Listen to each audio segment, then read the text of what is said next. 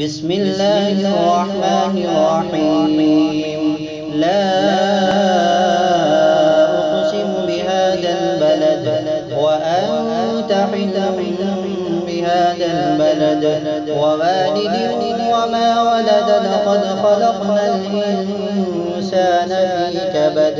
أيحسب أن لن يقدر عليه أحد يقول أهلكت مالا لبدا أيحسب أن لم يره أحد ألم نجعل له عينين ولسانا وشفتين وهديناه النجدين فلاقتحم العقبة وما أدراك ما العقبة فك رقبة أو إطعام في يوم ذي مسغبة يتيما ذا مقربة أو مسكينا ذا متربة ثم كان من الذين آمنوا وتواصوا بالصبر وتواصوا بالمرحمة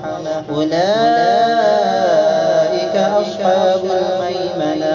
والذين كفروا بآياتنا هم أصحاب المشأمة عليهم نار مؤصدة.